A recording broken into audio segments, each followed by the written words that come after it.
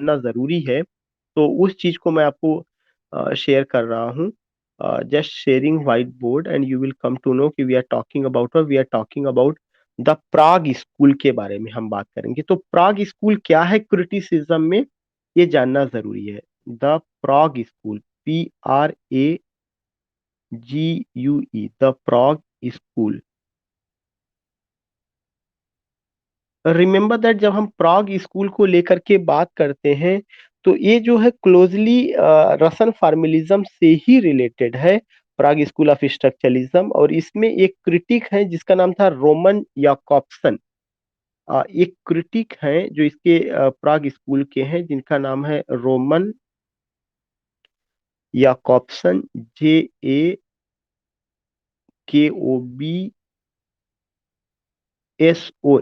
एक ये प्राग स्कूल में ये आते हैं, और वो क्या थे कि he was a Roshan immigrant, और इस स्कूल के सेंट्रल फिगर थे। तो एक चीज आपको ध्यान में लिखना है कि रसन, फ्लक्चुएट कर रहा था। Again sharing with you white board, and just I want to tell you कि we are taking what, we are taking the Prague school. मैं दो तीन लाइन में केवल आपको बताना चाहता हूँ कि प्राग स्कूल है क्या, और कैसे जो है ये रसन फार्मलिज्म से जुड़ा हुआ है। The Prague school, PRAGUE, the Prague school. ये जो द प्राग स्कूल है, इस द प्राग स्कूल का एक एसोसिएट ऑलरेडी किससे जो है, एक उसी का अलाइन है, किसका, क्लोजली अलाइंड विद रसन फार्मलिज्म। पहला पॉइंट तो आपको यही लिखना है कि closely aligned with Roshan फार्मलिज्म।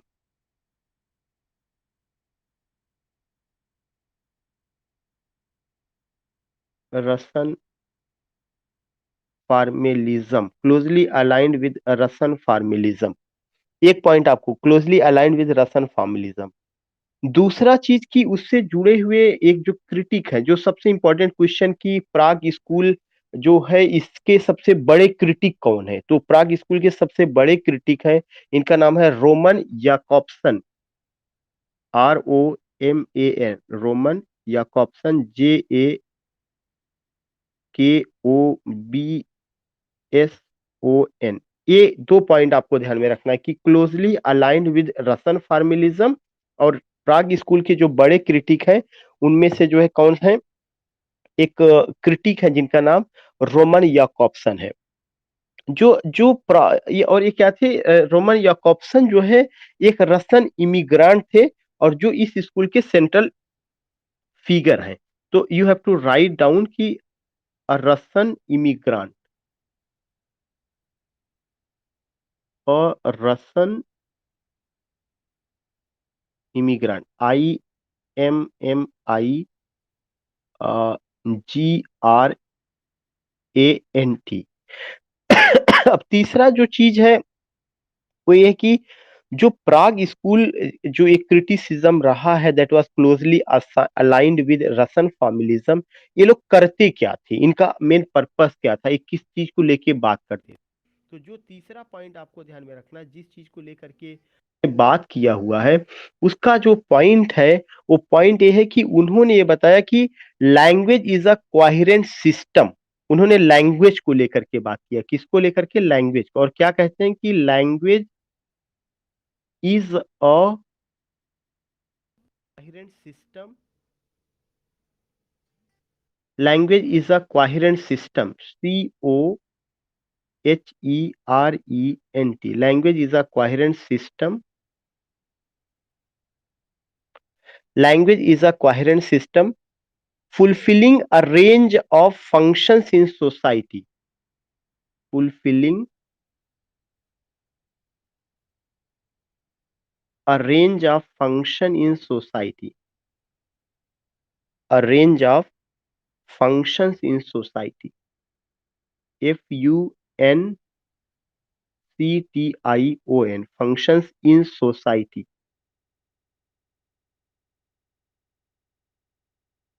This is another point, जो जो आपके रोमन याकॉब्सन हैं, उनका अपना कहना है कि जो लैंग्वेज है ये क्या है, language is a coherent system. ये एक इंपॉर्टेंट पॉइंट है कि language is a coherent system, और यह सिस्टम क्या करता है, इस सिस्टम का यूज सोसाइटी में क्यों किया जाता है, fulfilling a range of functions in society. समाज में ऐसे बहुत सारे फंक्शन है, जब तक वो लैंग्वेज नहीं होगी तो उस जो है रेंज ऑफ फंक्शंस को आप फुलफिल नहीं कर सकते। तो fulfilling a range of functions in the society, समाज में इसका बहुत इंपॉर्टेंट रोल होता है। तो जो रोमन याकोब्सन है, जो प्राग स्कूल है, वे लैंग्वेज को लेके क्या बात करते हैं, वे ये कहते हैं कि यह एक सिस्टम है जिसकी वजह से समाज की बहुत सारी जरूरतें पूरी होती हैं। और वह कौन सी जरूरतें हैं, fulfilling a range of functions in society. Society में बहुत सारे फंक्शंस हैं जो बगैर लैंग्वेज के कंप्लीट नहीं हो सकते हैं। और उनकी नजर में लैंग्वेज क्या है, लैंग्वेज एक कोहेरेंट सिस्टम है, इट्स अ कोहेरेंट सिस्टम। फिर आप ये देखेंगे कि जब ये लैंग्वेज की बात होने लगी, तो लैंग्वेज को प्राग स्कूल वाले जो थे उनका ये कहना था कि जो पोएटिक या एस्थेटिक फंक्शन ऑफ लैंग्वेज को उन्होंने लेके बात किया हुआ है। तो नेक्स्ट पॉइंट जो मैं आपको बताना चाहता हूँ, that is the fourth point, that is the fourth point, कि Prague school of criticism talks about talks about किसके बारे में बात करते हैं, दे टॉक्स अबाउट पोएटिक और aesthetic function of language, poetic और aesthetic function of language, aesthetic function of language. Language तो है ही है, लैंग्वेज एक कोहेरेंट सिस्टम है, और उस कोहेरेंट सिस्टम से जो है रेंज ऑफ फंक्शन जो है सोसाइटी में कंप्लीट होता है। लेकिन फिर उन्होंने बताया कि प्राग स्कूल वाले जिस लैंग्वेज की स्टडी करते हैं वह कौन सा लैंग्वेज है, poetic or aesthetic function of language. What is the function of poetic or aesthetic? When you talk about, अब देखिए यहाँ पे कैसे को रिलेट हो रहा है, again I would like to mention here whom, again I would like to mention here I A Richards, denotative language, connotative language, referential language, figurative language, metaphorical language. तो ये जो वर्ड है पोएटिक या एस्थेटिक, जो function of language है, यह उस चीज को नहीं बात करता, the language which we use in our daily life, our day to day life, language which you use, language which is used to conversate with each other. But ultimately, this poetic or aesthetic language means we ultimately what की language which is used in poetry, या एक figurative language, metaphorical language, connotative language, what ultimately इसके बारे में वो कहते हैं कि इसका क्या है। तब उन्होंने एक चीज बताया कि जो जो पोएटिक लैंग्वेज है, पोएटिक लैंग्वेज अपने में करता क्या है, poetic language does not seek to convey information, एक बहुत इंपॉर्टेंट पॉइंट। अब उन्होंने बताया उसका फंक्शन क्या होता है, पांचवा पॉइंट मैं आपको बताता हूं। उन्होंने कहा कि पोएटिक लैंग्वेज, एक बहुत इंपॉर्टेंट पॉइंट है पांचवा वाला, poetic language does not seek,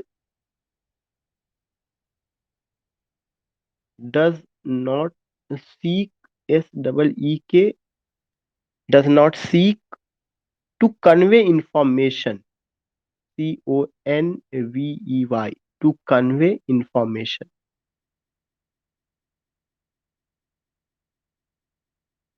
जो पोएटिक लैंग्वेज है उसका पर्पस ये कहीं से नहीं है कि हमें जो है इंफॉर्मेशन को कन्वे करना है। I just want to know कि what do you mean by information. If I say कि 2 into 2 बराबर 4, this is information. If I say Mahatma Gandhi was born on 2nd October 1869 at Porbandar in Gujarat. This is what? This is a fact, information. Because you find कि this particular date has been recorded somewhere. तो information जो होता है वह जो है किस language में पेश किया जाता है, साइंटिफिक लैंग्वेज में, कन्वर्सेटिव लैंग्वेज में। पोएटिक लैंग्वेज आपको कोई इंफॉर्मेशन नहीं देती है, बल्कि पोएटिक लैंग्वेज क्या करती है, poetic language gives you clue, it gives you signal, it just gives you something you can say कि multiple option, it may be, it may be, it may be, वही चीजें होती हैं कि it does not give you the exact meaning. Information का मतलब होता है एग्जैक्ट, एकदम मीनिंग या एकदम फैक्ट, उसमें कोई डाउट नहीं है। जब आप इंफॉर्मेशन ये कहते हैं कि हमें ये इंफॉर्मेशन वहां से प्राप्त हुई, तो इंफॉर्मेशन वर्ड जो होता है, यह सूचना इंडिकेट करता है कि वो एक फैक्ट के रैपर में लपेट करके आपको दिया गया, उसमें कोई डाउट नहीं है। लेकिन पोइटिक लैंग्वेज क्या करता है, इंफॉर्मेटिव नहीं होता है, बल्कि पोइटिक लैंग्वेज क्या होता है, यह जो है डिनोटेटिव होता है, it denotes you, it just denotes, it gives you this multiple option you have. जितनी बातें मैं बता रहा हूँ क्लियर तो हो रहा है, कोई डाउट तो नहीं है किसी तरह का? May I know the response of anyone? अच्छा, Indu madam,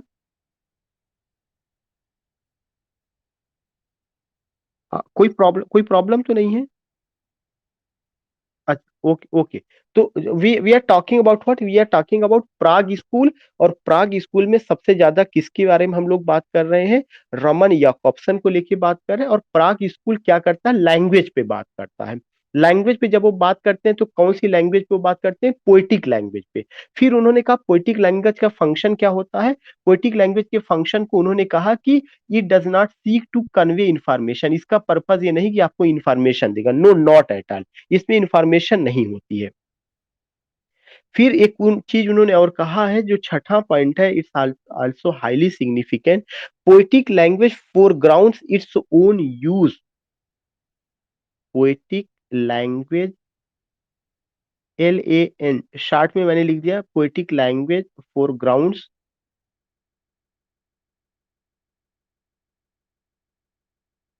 it's own use.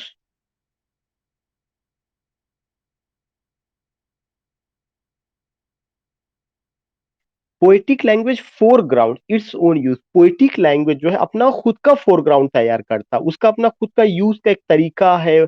वह अपनी चीजों को खुद इतना उसमें इतना उस पोएटिक लैंग्वेज में इतना एस्थेटिक सेंस होता है कि वह खुद ब खुद जो है चीजों को सिग्नल देता है, उसके लिए कहीं से किसी और चीज को लिंक करने की जरूरत नहीं है। अगर आपको याद होगा कि जब मैंने आपको न्यू क्रिटिसिज्म पढ़ाया था, तो उस न्यू क्रिटिसिज्म में क्या कहा गया था, वर्ड्स ऑन द पेज, कि जो शब्द पोयम में लिखे गए हैं वे शब्द आपको खुद बहुत कुछ बता रहे हैं। आपको उसको समझने के लिए बायोग्राफिकल मेथड, हिस्टोरिकल अप्रोच, या particular age in which the poem was composed, you don't have to get these thing. उसके लिए एक वर्ड मैंने लिखवाया था, सेल्फ सफिशिएंट वर्बल ऑब्जेक्ट, मैंने ये चीज लिखवाया हुआ था। तो ये सारी की सारी जो चीजें हैं, इसमें आप देखेंगे कि उससे को रिलेट कर रहे हैं कि पोएटिक लैंग्वेज जो है क्या होता है, फोरग्राउंड इट्स ओन यूज, इसका खुद का अपना एक फोरग्राउंड होता है, एक खुद ब खुद इसका यूज होता है। एक उसका अपना, ऐसा नहीं कि इसके यूज के लिए किसी स्ट्रक्चर की जरूरत है। यह चीज, it gives you signal, multiple option and so many clues it gives you, उसमें ये चीजें बताता है।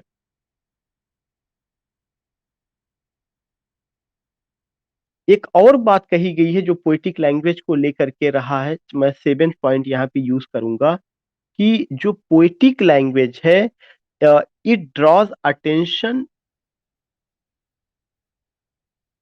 इट ड्रॉज अटेंशन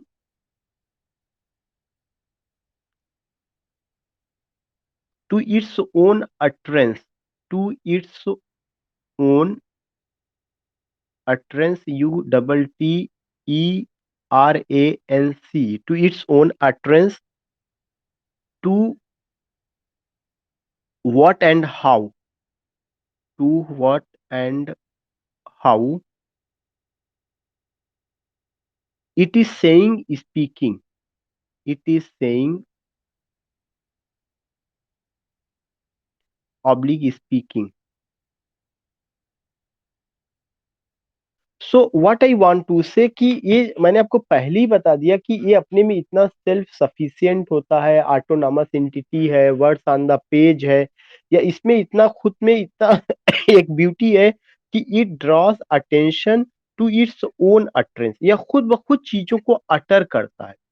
अटर का मतलब क्या होता है, अटर का मतलब try to speak, try to say something. It does not mean that you have said, but try to say. अगर आपको याद होगा, जब पोयम ब्रेक ब्रेक ब्रेक आप पढ़ते हैं तो वहां पे लाइन आती है कि break break break on the cold grey stones O sea and I would utter the thoughts that arise in me. कि poet is in gloomy, darkful situation. His friend is no more in this world, so he wants to express something. He wants to say something. Uttering means try to say. तो जो जो ये poetic language होता है, वह चीजों को utter करता, वह सेइंग नहीं करता। अटर का मतलब it gives you signal, it gives you signal कि what it wants to say. तो utter, utterance to what and how, दोनों चीजें, these are two important words. What and how it is saying or speaking. Poetic language की यह खासियत होती है कि वह खुद ब खुद आपको क्लू देता है कि what what to say and how to से। आप ये बताइए, अगर किसी पोयम को आप पढ़ते हैं तो क्या पोइटिक लैंग्वेज में वहां पे आप रिदम नहीं देखते हैं? रिदम जब आप देखते हैं तो रिदम का मतलब क्या होता है कि आप जब उसको स्पीक करते हैं, अटर करते हैं, तो उसकी रिदम ही बता देती है कि पोयट का टोन क्या है, पोयट का मूड क्या है। whether you go with the whole poem or not, when you recite the poem, then you find stress unstressed pattern of words, then you find the beat of words, and you come to know ki in what situation the poem has been created. If there is a darkful atmosphere, war-like atmosphere, then you will find what ki martial rhythm, war-like drum, drum, drum. All these things you will find. सो एक उसका खुद का एक अपना पूरा का पूरा uttering होता है। तो पोइटिक लैंग्वेज क्या करता है, चीजों को अटर करता है, and what and how it is saying or speaking. वो आपको खुद ब खुद उसका रिदम, उसका राइम पैटर्न, उसका euphony, cacophony, use of DTR, use of LMN AEIOU, all these things you find. ये जितनी चीजें हैं वो सारी की सारी चीजें आप वहां पर देखते हैं। तो मेरे ख्याल से पॉइंट तो क्लियर हो रहा है। या तो पोएटिक लैंग्वेज को लेकर के रमन याकोब्सन ने जो बातें की हुई है, उन सारी चीजों को हमें समझने की कोशिश करना है कि ये चीजें कैसे हो सकती हैं या कैसे उन्होंने इन सब चीजों को लेकर के बात किया हुआ है। इसके अलावा उनका जो कॉन्सेप्ट है, खासकर मेटाफर का और मेटोनिमी का और ऑर्डिनरी स्पीच को लेकर के वो बात करते हैं। तो उन्होंने कहा कि ऑर्डिनरी स्पीच और पोएटिक लैंग्वेज में एक डिफरेंस है। ऑर्डिनरी स्पीच जो हमारा डेली लाइफ का स्पीच है, उसमें हम कहीं ना कहीं हम जो है ऐसे लैंग्वेज का यूज करते हैं जिसमें बहुत डिफिकल्टी नहीं है। But ultimately you will come to know कि एक एक ऐसी थियरी है जिसमें देखा जाता है कि in poetic language we find the use of metaphor and metonymy, we find the use of। तो एक ये rhetorical figure है जिसमें वो कहते हैं कि we find what we find these two things।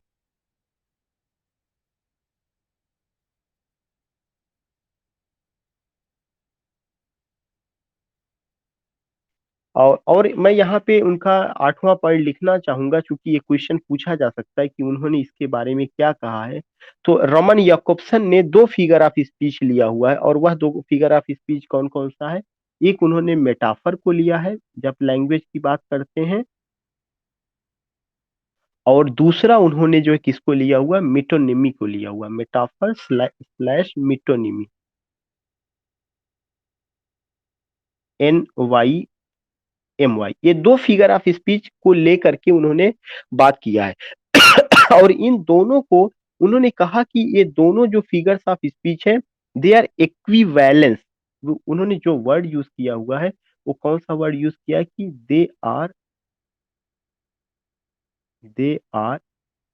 Equivalence, EQUIVALENC।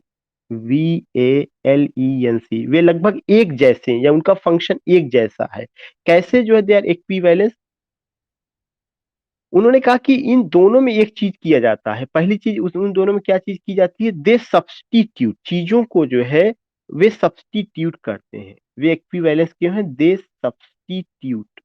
तो अगर कभी आता है, रोमन याकॉब्सन ने किन दो फिगर ऑफ स्पीच को लिया, मेटाफर को लिया, मिटोनमी को लिया। उन्होंने किसको लेकर के बात किया, पोएटिक लैंग्वेज को लेकर बात किया। और पोएटिक लैंग्वेज में उन्होंने क्या कहा कि जो पोएटिक लैंग्वेज है, it does not convey information. ये पॉइंट आपको ध्यान में रखना, वह इंफॉर्मेशन कन्वे नहीं करता, बल्कि वो उसका जो रीडिंग है, रिसाइटिंग है, अटरिंग है, how to speak, what what to say and how to say, देखिए दो चीजें हैं, व्हाट टू से, व्हाट का मतलब ये होता है कि subject matter of the poem जिसको हम कंटेंट कहते हैं, हाउ का मतलब होता है फॉर्म ऑफ द पोएम। तो उन्होंने कहा ये दोनों चीजें आपको पोइटिक लैंग्वेज खुद ब खुद बताती है। फिर उन्होंने कहा कि पोएटिक लैंग्वेज की एक खूबसूरती है कि उसमें ये दो फिगर ऑफ इसमें मेटाफर और मेटोनिमी को लेकर के उन्होंने बात किया। उन्होंने कहा कि ये दोनों फिगर ऑफ स्पीच ऐसी है जिसमें काफी हद तक एक्विवैलेंस है, वे दोनों जो है उनमें एक समानता देखने को होती। क्यों? क्योंकि वे दोनों सब्स्टिट्यूट करते हैं, they substitute a new term, they substitute a new term that is believed, that is believed that is believed to be an equivalent,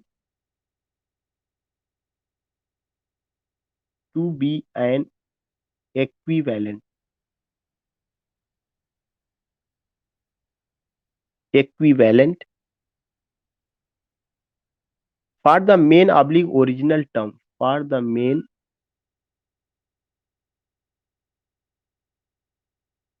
oblique original term,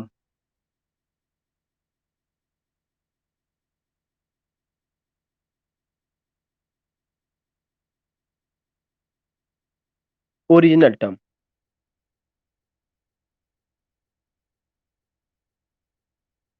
These are the two things कि they are what कि to be an equivalent for the main or original term। जिन शब्दों को वे जो है replace करते हैं, वे कहीं ना कहीं उसके क्या होते हैं, एक्विवेलेंट होते हैं। This is the important point जो उन्होंने इन दोनों फिगर ऑफ स्पीच को लेकर के बात किया हुआ है। एक तो सब्स्टिट्यूट करते हैं, और जब वो सब्स्टिट्यूट करेंगे तो जो नया टर्म वहां पे आता है वो कहीं ना कहीं उसके क्या होता है, इक्विवेलेंट होता है, उसी के एकदम समान होता है।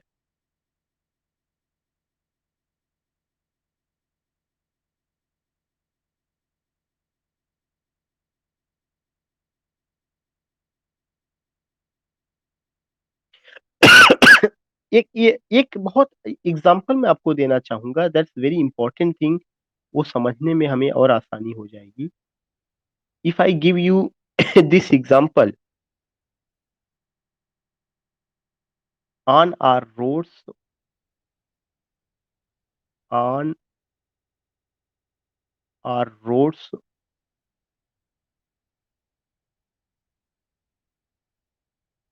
The traffic crawls along, the traffic crawls along। आप मुझे बताइए, do you find anywhere metonymy, on our roads the traffic crawls along? Do you find metonymy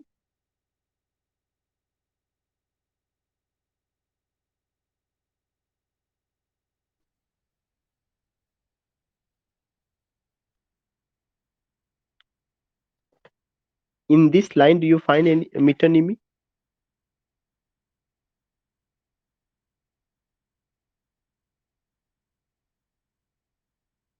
Where?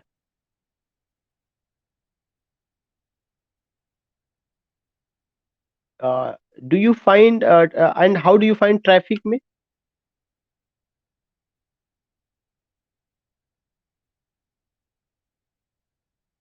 Traffic stand for people. If I use the word, if I am just marking here a word, crawl. What do you mean by crawl? Who crawls? Yeah, creeping. Who crawls? An insect crawls. It shows what? It shows what? Ki slow motion. So if you use this particular word ki on our roads the traffic crawls, who is crawling? Traffic is crawling. Here traffic means the particular person who are on road. If they find, what you will find ki overcrowded, overcrowded. If the particular road is overcrowded, you will come to know what, you will come to know ki there is the image of what, there is the image of the crawling. And who crawls? Insect crawls. But here crawling refers to what? Slow motion. So the particular image which you have, which you get here, that is what, that is the image of an insect. Just as the insect crawl goes stop, goes stop, goes stop. That particular situation, you find what you find the same situation where on road. And traffic is not an object. Try to understand. Traffic जो है ये एक, अगर मैं ये कहूं कि traffic, जब आप कहते हैं कि जाम लगा हुआ है, तो जाम का मतलब वहां पे जो इंडिकेट करता है कि पीपल से, व्हीकल से, स्पेशली व्हीकल वगैरह जो वहां पर है, तो उसका उसका वहां पे इंडिकेट करता है। एक इमेज निकल करके आती है कि so many people, so many vehicles, so many people and so many vehicles. लेकिन वो जो so many people, so many vehicles है, उस पार्टिकुलर चीज को जो शो किया गया है, उसको शो करने के लिए कि यहाँ पे क्या कन्वर्सेटिव लैंग्वेज यूज की गई है, या डू यू फाइंड कि there is the poetic language in the crawl, which is the, yeah, which is the most appealing word? Is it traffic or is it crawling? Crawling is the most appealing word because this is only the word crawl which gives you what? Which gives you multiple meaning. वो ये भी कह सकते थे कि on our roads the traffic, आप कह सकते हैं कि हमारी पूरा ट्रैफिक जाम है। लेकिन उस, अगर आप ये कहते कि ट्रैफिक जाम है, तो इसका मतलब you are giving me information. लेकिन उसी इंफॉर्मेशन को उन्होंने कहा था कि poetic language does not convey information. तो इसमें इंफॉर्मेशन नहीं दी गई है, बल्कि आपको उस चीज को कैसे कहा गया है कि there is the traffic is crawling. And when you take the word crawl, an image come before your mind, creeping, जैसा कि मैडम ने, इंदू मैडम ने कहा क्रीपिंग, तो यू कैन जस्ट फाइंड कि creeping is what type of motion. Creeping does not mean running, creeping does not have any fastness at all. It's a slow motion, stopping, going.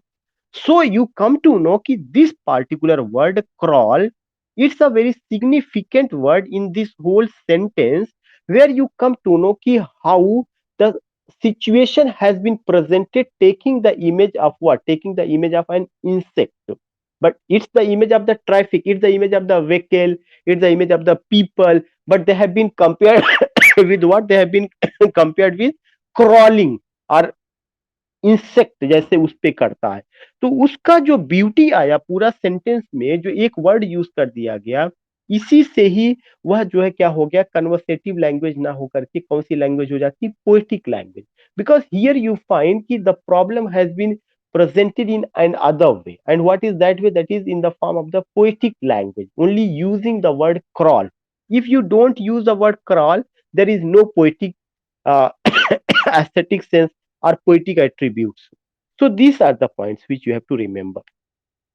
I think now you are in position to understand.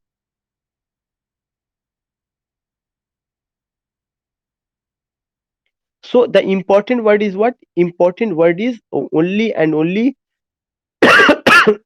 two things, that is one point, that is the crawling. After taking the word crawling, you assume. I just want to write it here. You don't need to write. What you assume. What you assume? You assume the creeping of men with vehicle on road like an insect. If I write this particular word, ये जो word है, you will come to know कि यह informative है। अब आपने information देना शुरू कर दिया कि we, when you use this particular word, then what we assume, any person can assume what? Any person can assume creeping of men with vehicle on road like an insect. So an image come. What an image come? The image come of an insect. तो यहाँ पे insect कौन हो गया? Those men who are with their vehicle, they are like insect. And what are they doing? जो काम एक insect का होता है क्रीपिंग करना, वही सेम काम वे कर रहे हैं। तो we find what? We find a type of metaphorical language, या we find what? We find the use of metonymy, जिसमें किया क्या जाता है कि एक पार्टिकुलर वर्ड, उसमें मैं आपको लिखवाया था ना कि दोनों के दोनों यहाँ पे क्या होता है कि दे आर इक्विवेलेंस। कौन से दे आर इक्विवेलेंस? मेटाफर और मेटोनमी दोनों इक्विवेलेंस होते। क्यों? क्योंकि वहां पर चीजों को सब्स्टिट्यूट दे सब्स्टिट्यूट पूरा नहीं लिखा गया था, शॉर्ट में लिखा गया, दे सब्स्टिट्यूट। वहां पे वे चीजों को सब्स्टिट्यूट करते हैं। यहाँ सब्स्टिट्यूट क्या हुआ है? यहाँ substitute crawling, the word crawling की स्लो मोशन के लिए आपने ब्रेकिंग मतलब स्टॉपिंग एंड गोइंग उसको दिखाने के लिए आपने कौन सा वर्ड यूज किया? सब्स्टिट्यूट कर दिया एक तरह का क्रॉलिंग। और क्रॉलिंग के सब्स्टिट्यूट करने से ट्रैफिक मैन का जो इमेज है वो किस में कन्वर्ट हो जाता है? उसको वो इमेज इंसेक्ट में कन्वर्ट हो जाता है। सो यू फाइंड व्हाट कि there is a substitution, they substitute a new term that is believed, जिसपे कि आप विश्वास करते हैं। ऐसा होता नहीं, बट वी बिलीव, हाँ ऐसा हो सकता है। फॉर एग्जाम्पल के लिए, इफ आई से कि pen is mightier than sword, तो pen is mightier than sword we know it very well कि इसमें मेटोनिमी है, फिगर ऑफ स्पीच। लेकिन we know it very well कि पेन का मतलब किसके लिए आया हुआ है? स्कॉलर्स, पढ़ा लिखा आदमी जो है। अगर हम ये कहें कि scholars are mightier than sword, तो स्वॉर्ड ये उपयुक्त वर्ड नहीं है। स्वॉर्ड की जगह हमें किसको लाना पड़ेगा? सोल्जर को लाना पड़ेगा, बिकॉज सोल्जर का जो वीपन है वह कौन सा वीपन है? उसका जो है स्वॉर्ड है। और जो है पोयट है या जो पढ़ा लिखा आदमी है उसका वीपन क्या होगा? उसका वीपन पेन होगा। तो अगर मैं एक जगह लिखता हूं कि pen is mightier than soldier, तो आई एम रॉन्ग हियर। इसका मतलब मुझे कंपरेट उसका कंपरे रिप्लेस कैसे वर्ड को किया जाना, I don't know. So that art you find, what that art you find in poetic language. In poetic language, especially in metonymy and in metaphor, words are substituted, and we start to believe उसमें एक चीज उन्होंने कहा, they substitute a new term that is believed, और विश्वास किया जाता है ऐसा होगा। और जो होता है, और उस उन दोनों में एक्विवेलेंट दिखाया जाता है। तो यहाँ पर किसके बीच में एक्विवेलेंट दिखाया जा रहा है? इंसेक्ट के में, और किसमें? ट्रैफिक की जो पर्सन है, जो उनका गाड़ी है, जो स्टॉप एंड गोइंग का नेचर वहां शो कर रहा है उसके बीच में। तो इसीलिए मैंने इतना आपको समझाने के लिए लिखा कि पोएटिक लैंग्वेज क्या है, रमन याकोब्सन जो है उसको किस हिसाब से उन्होंने वहां पे वर्ड यूज किया हुआ है, या वो क्या दिखाना चाहते हैं। I think now you are in position to get these points. किसी को कोई प्रॉब्लम? इंदु मैडम या Amit ji? Amit ji?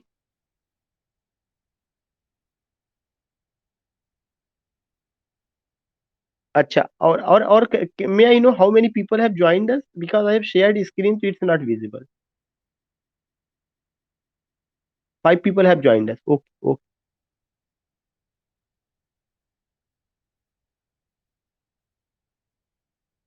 One thing I would like to tell you कि एक और जो बहुत इंपॉर्टेंट बात कही गई है कि उसके लिए एक चीज आपको समझना है कि जब आप मेटाफर का यूज करते हैं तो मेटाफर को लैंग्वेज को लेकर के एक चीज हमें समझना है कि मेटाफर जो होता है undoubtedly, metaphor is an act of what? It's an act of substitution. Metaphor is an act of substitution through selection and association. Through selection and association. ASSOCIATION. Through selection and association. And here you find यहाँ पे अगर आपको देखा जाए कि metaphor कैसे आया, तो मैंने बताया कि जो मेटाफर है इसमें जो एक्ट किया जाता है वह कौन सा है? Metaphor is an act of substitution, it's an act of substitution. और किसका सब्स्टिट्यूशन होता है? दो चीजों का। उसमें आप किसी चीज को सिलेक्ट करते हैं और उस सिलेक्टेड चीज को आप एसोसिएट करते हैं। आप मुझे बताइए कि अगर मैं एक एग्जांपल दूं जो आप ऑलरेडी वाकिफ हैं, कोई नई बात मैं नहीं बता रहा हूं। Camel is the ship of the desert, ship of the desert, DESERT। मैं फिर से स्लाइड को बैक कर रहा हूं।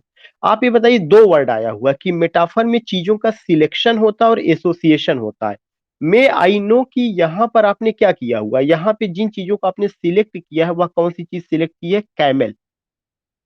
आपने किसको सिलेक्ट किया? कैमल को। कैमल को आप किससे एसोसिएट कर रहे हैं? शिप से एसोसिएट कर रहे हैं।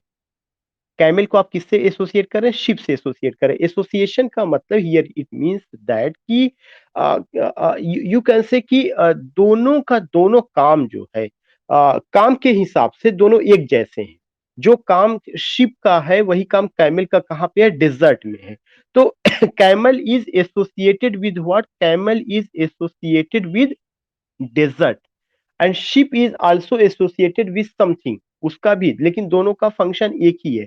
अब आप ये बताइए कि जब आपने इस पार्टिकुलर, अभी जो हमने आपको बताया कि कैसे क्रॉलिंग वर्ड आया और कैसे उसको किया जा रहा है, तो इसमें जो है आपको एक एसोसिएशन कहाँ से नजर आता है? अगर आप एसोसिएशन की बात करेंगे तो वहां पर एसोसिएशन कहाँ पर है?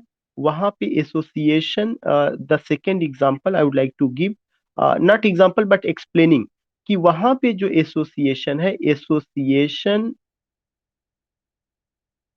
Between, association between the movements of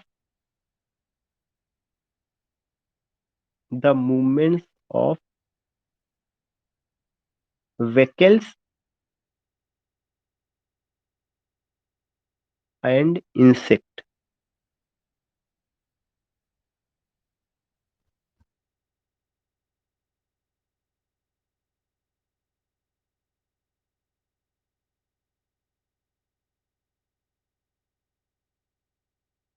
metaphor and metonymy, ये रमन याकॉब्सन का अपना थियरी है।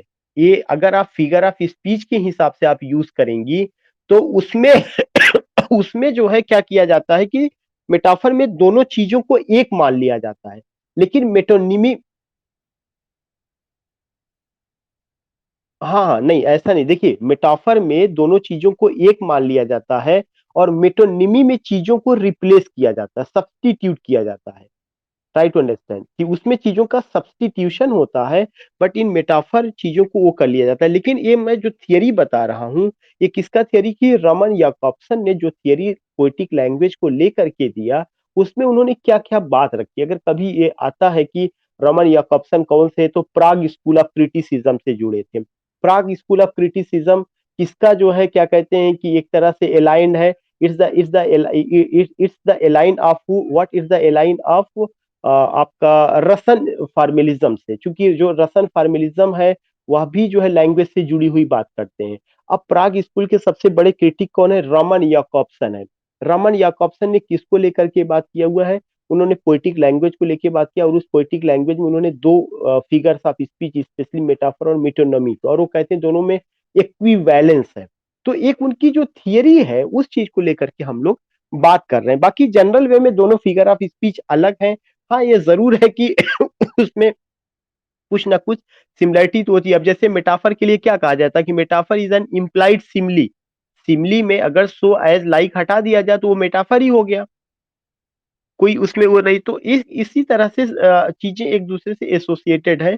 तो मैं ये चीज जो ले रहा था उसमें मैंने आपसे ये पूछा कि यहाँ पे जो आप चीज देख रहे हैं कि association between the movements of vehicles and insect, आप ये बताइए कि यहाँ पे जो वर्ड आया एसोसिएशन, आपको किसमें नजर आ रहा है?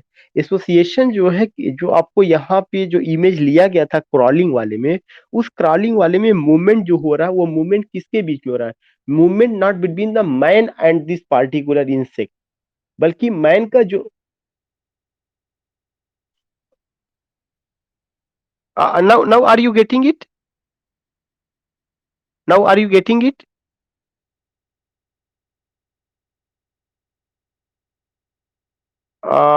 मुझे लगता है यार नेटवर्किंग इशू होगा। Just raising the volume, raising the volume. Now let me know कि now are you getting it? Okay okay okay okay. So I was telling you ki when you talk about association, then you find that this association is between the vehicle and the insect, because you find what, you find the movement. तो ये जो movement दिखाया जाएगा, ये movement किसके बीच में दिखाया जाएगा? आदमी और कीड़े के बीच में नहीं दिखाया जा सकता है। आदमी जिस व्हीकल पे सवार है, चाहे वो मारुति कार है, चाहे वो बड़ी गाड़ी होगा, छोटी गाड़ी होगा, साइकिल होगा, या उस पर उसकी चाल को वहां पे दिखाया जा रहा है कि वो क्रीपिंग कर रहा है। मैन जो है सड़क पे लेट के क्रीपिंग नहीं कर सकता है, क्रीपिंग वहां पे व्हीकल ही कर रही है। Try to understand. तो इसका जो एनालॉजी है, जो इसका एसोसिएशन है, वह चीजें वहां पर प्रेजेंट की गई हैं।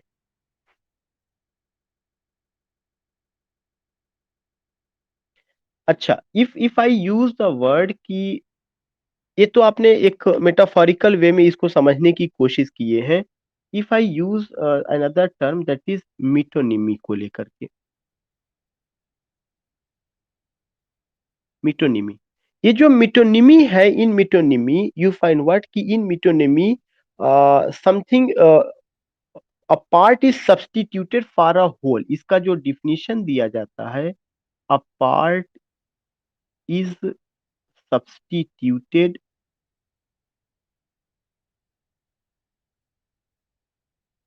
अ part is substituted for a whole, a part is substituted for a whole.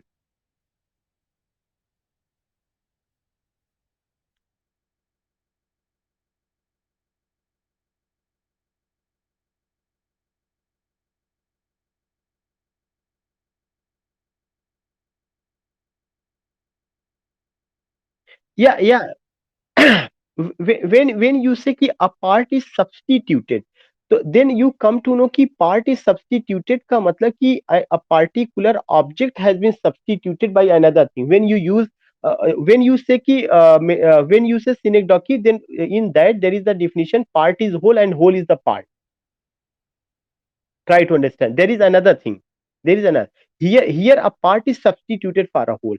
उसमें एक पार्ट को जो है सारी चीजों से वो कर लिया जाता है। फॉर एग्जांपल के लिए, जैसे if I give you the example कि लैंग्वेज का कैसे यूज किया जाता है, if I use the word and that word is what कि the orders were issued by Rashtrapati Bhavan, the orders were issued by Rashtrapati भवन,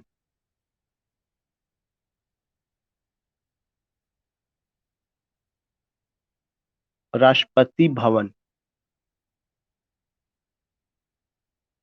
the order was issued by Rashtrapati Bhavan।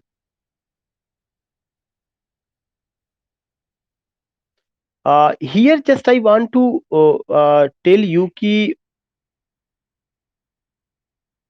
one thing कि when you go कि the orders were issued by Rashtrapati Bhavan, does any Bhavan issue order?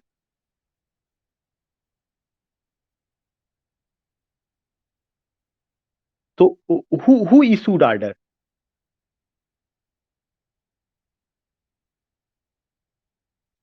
Uh, President of India, Rashtrapati Bhavan, it's not Senate, it's not upper house, it's not the lower house। Who lives in Rashtrapati Bhavan? President। तो it refers to whom? It refers to, it means that कि the orders were issued by president of India या by president। तो this particular Rashtrapati Bhavan, when you use to this particular Rashtrapati Bhavan, this word can be replaced, this word can be replaced by what? This word can be replaced by using the word president।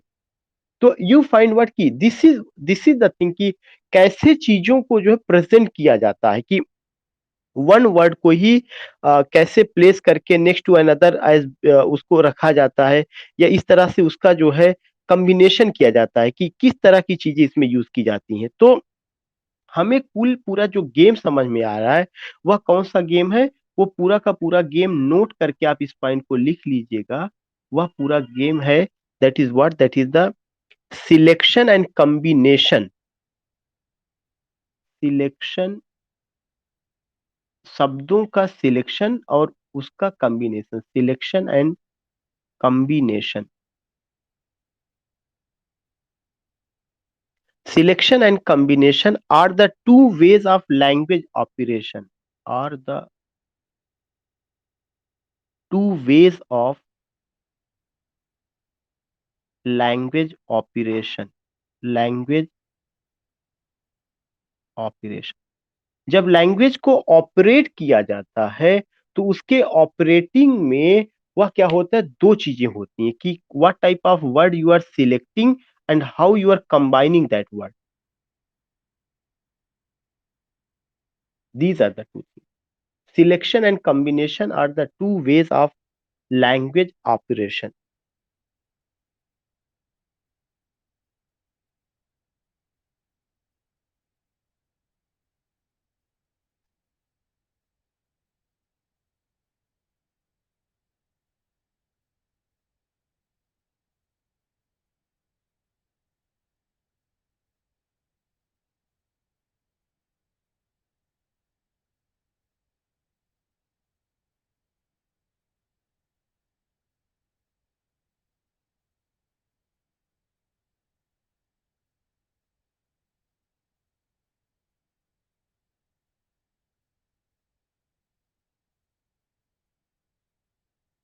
If I use the word, have you noted it?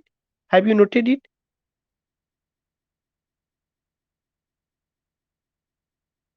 Okay, okay.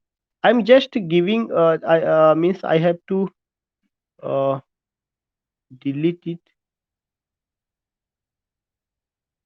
Okay. Just I want to give one example. If I say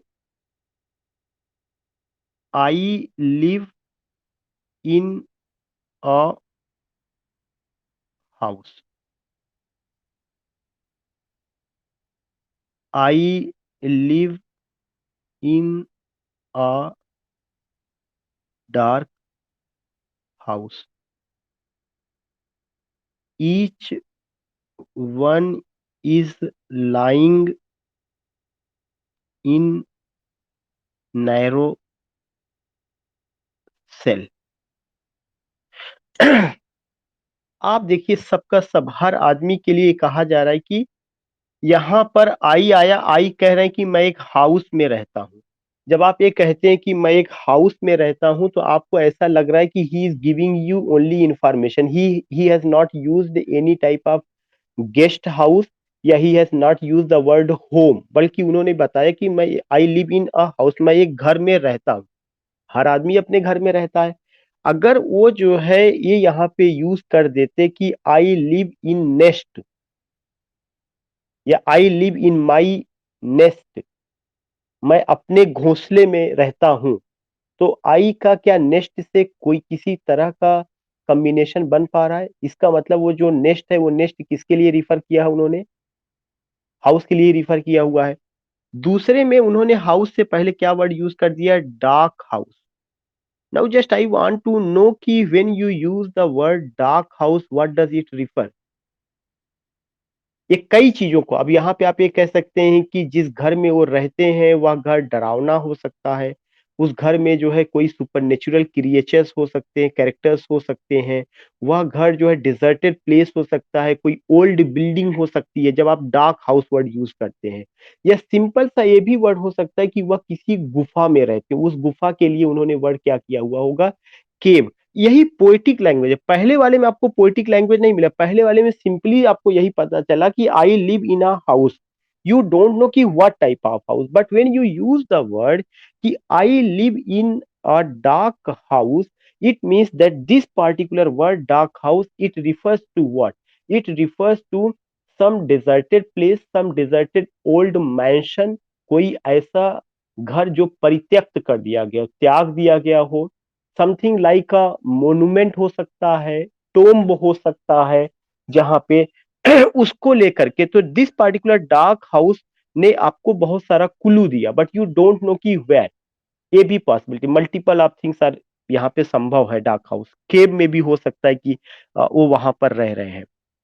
लेकिन जो सबसे important, अगर आपको याद होगा, ये जो line मैंने लिया हुआ है वो आपका elegy written in a country churchyard से, नॉट एग्जैक्ट लाइन लेकिन यही सेंस है कि each one is lying in narrow cell. हर आदमी अपनी छोटी सी या तंग कोठरी में सोया हुआ है। आप ये बताइए कि जो तंग कोठरी है, नैरो सेल है, क्या ऐसा नहीं लगता कि यहाँ पे मेटोनिमी का बेहतरीन यूज किया गया है, मेटाफोरिकल लैंग्वेज का बेहतरीन यूज किया गया है?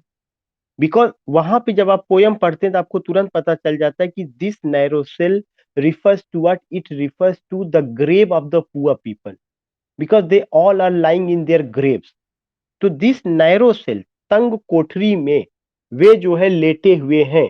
तो तंग कोठरी का मतलब 8 बाई 8 का कोई कमरा नहीं है, बल्कि इनडायरेक्टली वह क्या इंडिकेट करता है, वह ग्रेव्स इंडिकेट करता है, Graves of the poor people. And that Graves is how, वो एक तरह से जो है बिल्कुल टूटी फूटी कब्र। तो ये आपका तरीका है कि आप कैसे अपनी लैंग्वेज को रख रहे हैं, क्या चीजें वहां पे आप प्रेजेंट कर रहे हैं। तो ये एक बहुत इंपॉर्टेंट पॉइंट होता है कि कैसे चीजों को प्रेजेंट किया जा रहा है, कैसे चीजों को रखा जा रहा है, उसका कंबाइन क्या। तो बहुत सारी चीजें सिंबॉलिक वे में अभी आप समझ सकते हैं कि इसका सिंबल निकल रहा है, और वो चीजों को क्या कर रहा है, डीफेमिलियराइज। जब आप इस तरह से लिखते हैं, अगर आपको याद होगा कि मैंने रसन फॉर्मलिज्म पढ़ाया था, तो मैंने उसमें दो बातें बताई थी। मैंने बताया था कि जो डेली चीजें हैं उसको इस तरह से प्रेजेंट किया जाता है कि वे फेमिलियर ना होकर के क्या हो जाती हैं, डीफेमिलियराइज हो जाती हैं। Do you remember or not? Something strange or डीफेमिलियराइज।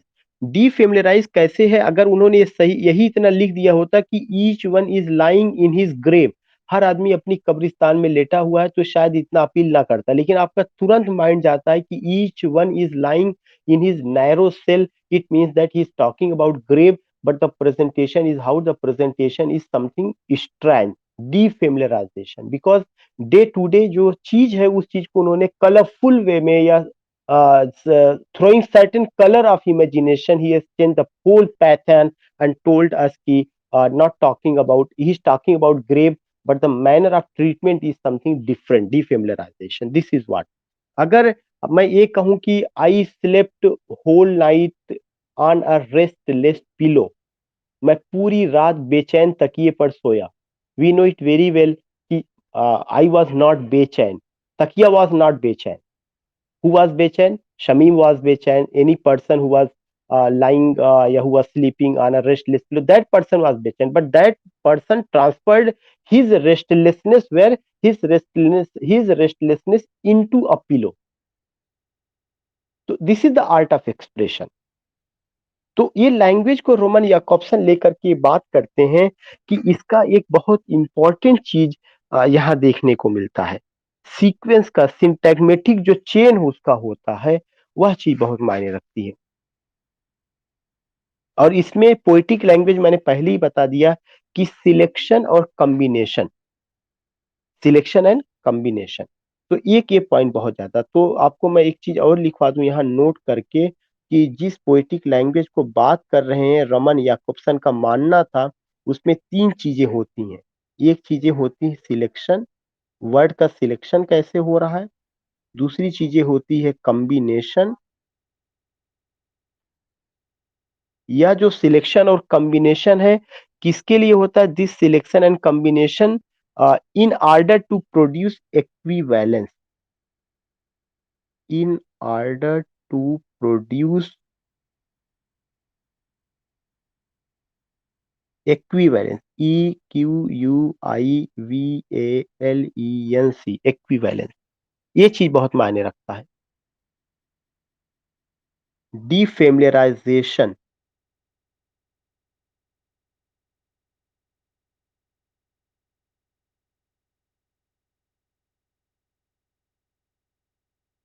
Multiple meaning,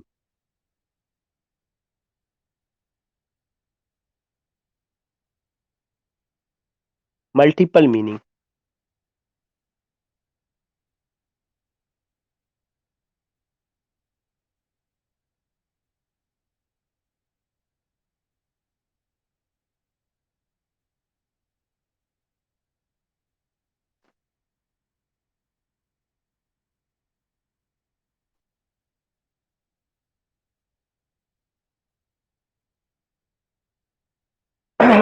एक बहुत इंपॉर्टेंट बात मैं आपको और बताना चाहूंगा। इसे अगर आपने नोट कर लिया है तो मैं वो कर दूं, आपको एक पॉइंट ध्यान में रखना है, ये रोमन याकॉब्सन का एक बहुत स्ट्रांग पॉइंट है कि पोएटिक लैंग्वेज में चीजों को देखा जाता है क्या सिलेक्ट कर रहे हैं, उस सिलेक्ट का के बाद उसको दूसरे से आप कैसे जोड़ रहे हैं। और सिलेक्शन और कॉम्बिनेशन का एकमात्र पर्पस होता है in order to produce equivalence, की उनमें समानता कैसे दिखाई जा रही है। जब उसमें चीजें दिखाई जाती हैं तो उसको डीफेमिलराइज आप कर देते हैं और वो आपको मल्टीपल मीनिंग का तमाम सिग्नल्स देता है। ये इस तरह की चीजें हम पाते हैं।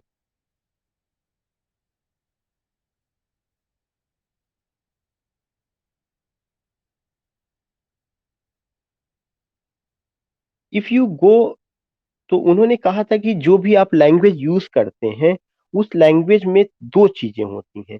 आप ये समझने की कोशिश करिए कि अगर मैं एक वो बताऊं, ये एक रेखा है जहां पे एक चीज ये होता है कि एक होगा एड्रेसर, ADDRESSER, एक एड्रेसर होगा। यह एड्रेसर किसी को एड्रेस करेगा जो एड्रेसी होगा, ADDRESSEE।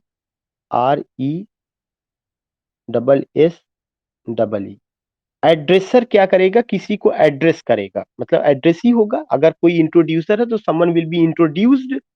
अब अगर आप एड्रेसर जो है किसी को इंट्रोड्यूस करता है, तो इंट्रोड्यूस का दो तरीका हो सकता है। जब इसको इंट्रोड्यूस किया जाएगा तो उस इंट्रोड्यूस करने के लिए वह किसी कॉन्टेक्स्ट में बात करेगा। आप ये बताइए, जितना भी ओड होता है, ओड के बारे में कहा जाता है कि ode is not written for but written to. Ode में चीजों को क्या किया जाता है, in ode someone is introduced, someone को जो है वहां पे इंट्रोड्यूस किया जाता है। वह इंट्रोड्यूस क्या है, जैसे ओड टू नाइटिंगल, इसका मतलब नाइटिंगल बर्ड को इंट्रोड्यूस किया गया। जब नाइटिंगल बर्ड को इंट्रोड्यूस किया गया तो नाइटिंगल बर्ड को लेकर के आप नाइटिंगल के किसी कॉन्टेक्स्ट में बात करते हैं। वो क्या बात करते हैं आपने कि Nightingale is an immortal bird pouring the melodious plot and source of pleasure delight, all these things we use। तो एक नाइटिंगल के कॉन्टेक्स्ट में आपने बात किया, फिर आपने जब उसके कॉन्टेक्स्ट में बात किया तो आपने एक आपने मैसेज देने की कोशिश की। यही जो मैसेज है यही आपका इंफॉर्मेशन है। लेकिन जब किसी कॉन्टेक्स्ट में बात की जाती है, कोई मैसेज देते हैं, या एड्रेसर जब एड्रेसी से इस तरीके से बात करता है, तब वह कौन से लैंग्वेज का यूज कर रहा है, तब उसका जो कम्युनिकेशन है वह डेली, जो एक तरह का पोएटिक लैंग्वेज ना हो करके, बल्कि वह क्या होगा, उसका कम्युनिकेशन एक ऐसे ही होगा, स्पीच वाला कम्युनिकेशन होगा। लेकिन अगर वही चीज जो है कॉन्टेक्स्ट की जगह कॉन्टैक्ट हो, ट्राई टू अंडरस्टैंड कि मैं क्या बता रहा था, अगर कॉन्टेक्स्ट की जगह क्या होगा, कॉन्टैक्ट हो और कोडिंग होने लगे, तब वह पोएटिक लैंग्वेज हो जाएगा। कॉन्टेक्स्ट और कॉन्टैक्ट में डिफरेंस है। क्या डिफरेंस है? कॉन्टेक्स्ट का मतलब कि you know it very well, particular person particular thing के कॉन्टेक्स्ट में ये चीज बात की जा रही है, you are getting the message. लेकिन जब आप कॉन्टैक्ट में कहते हैं कि in the contact of this thing, तो कॉन्टैक्ट का मतलब ये हो गया कि जब वहां पे वर्ड क्रॉलिंग आया था, तो क्रॉलिंग जो वर्ड है, यह कॉन्टैक्ट क्या बता रहा है, यह कॉन्टैक्ट इसलिए बता रहा है कि the movement of the vehicle, the movement. और आपको उसको डिकोड करने की जरूरत है कि क्रॉल कौन करता है, क्रॉल इंसेक्ट करता है। आपने डिकोड किया, फिर आपने डिकोड किया कि इंसेक्ट की चाल धीमी होती है। इसका मतलब कि यहाँ पर जो ट्रैफिक जाम है या जो लोग चल रहे हैं वे भी जो धीरे चल रहे हैं, शायद इस क्रॉलिंग से वह जो है सड़क पर मौजूद जो आदमी है, जो उनकी गाड़ियों की गति है, जो स्पीड है, उसको बताने की कोशिश कर रहे हैं। तो जो पोएटिक लैंग्वेज है उसमें कॉन्टेक्ट और कोड बहुत मायने रखता है, कॉन्टेक्ट एंड कोड, ये चीज आपको ध्यान में रखना है। और कोई भी चीज, जो चीजें आपके सामने पेश की जाती हैं, जो चीजें आपके को कम्युनिकेट की जाती हैं, उस कम्युनिकेशन में 6 एलिमेंट्स होते हैं और ये हर आदमी को पता होना चाहिए, क्योंकि 6 एलिमेंट्स, रमन याकॉब्सन का मानना है कि 6 एलिमेंट्स कम्युनिकेशन में यूज किए जाते हैं। कौन कौन से होते हैं? एक तो एड्रेसर होगा, ADDRESSER, कोई बताने वाला होगा। अगर आप ये बताइए, कोई पोयम आप पढ़ते हैं तो उस पोयम में कोई ना कोई स्पीकर तो होता है ना, या चाहे कोई स्पीकर पोयट हो, चाहे स्पीकर कोई कैरेक्टर हो, कोई ना कोई तो स्पीकर होगा अपनी बात को कहने वाला। आप जैसे ले लीजिए वो लाबिलिडेम सेंस मर्सी। तो लाबिलिडेम सेंस मर्सी में जो है, someone ask question to someone ask question to knight कि O knight what an ail thee, आपके दुख का कारण क्या है। तो इसका मतलब जो हो गया कि वहां पे जो एड्रेसर है, एड्रेसर ने क्या कर दिया कि नाइट से पूछा, एड्रेस किया, किसको एड्रेस किया। तो एक तो जो क्वेश्चन पूछने वाला है वह एड्रेसर हो गया, और दूसरा जो है एड्रेसर जो है क्वेश्चन पूछने वाला हो गया, क्वेश्चन उसने किससे पूछा, नाइट से पूछा। तो वो जो होगा नाइट, वो जो है एड्रेसी होगा, ARRESSEE। फिर वह क्या किया कि उसने उसके बारे में मैसेज दिया, एक द मैसेज आपको मिला। कौन सा मैसेज मिला, उसके बारे में आपको कोई सूचना मिली।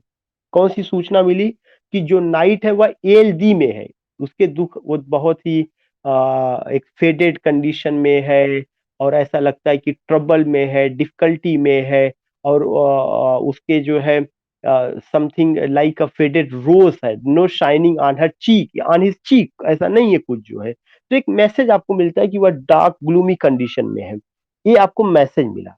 फिर आपने क्या किया, उस मैसेज को प्राप्त करने के लिए या उसको और जानकारी लेने के लिए कुछ चीजों से आप कांटेक्ट करेंगे।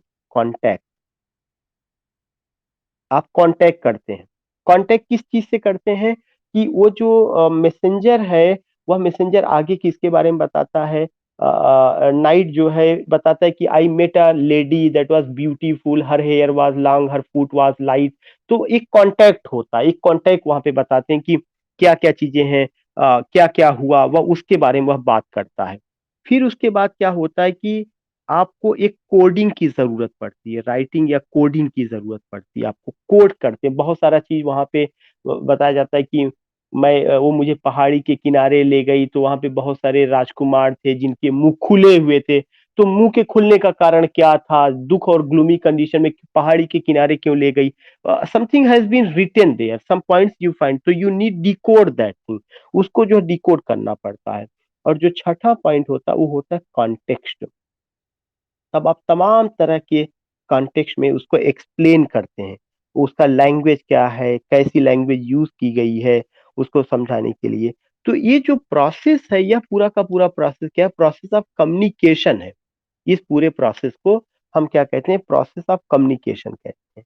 तो आज की क्लास में मैं आपको खासकर रमन याकॉब्सन को लेकर के मैंने बात किया कि उन्होंने 6 एलिमेंट्स कैसे कैसे बताए हैं, मेटाफर को लेकर के, मिटोनमी को लेकर के, all these things you find.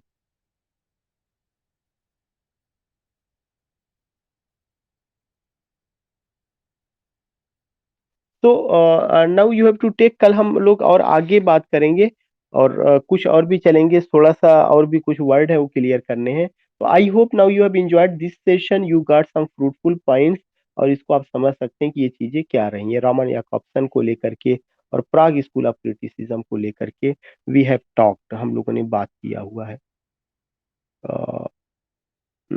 सो इसके अलावा मैं अभी आपको 100 क्वेश्चंस भेज रहा हूँ, आप उस 100 क्वेश्चंस को सॉल्व करके ग्रुप में ही, आप अपने ग्रुप में ही चीजों को शेयर करिएगा, उसको सॉल्व करके। ओके, किसी को कुछ कहना है। वैभव जी भी जुड़े हुए हैं, वैभव जी।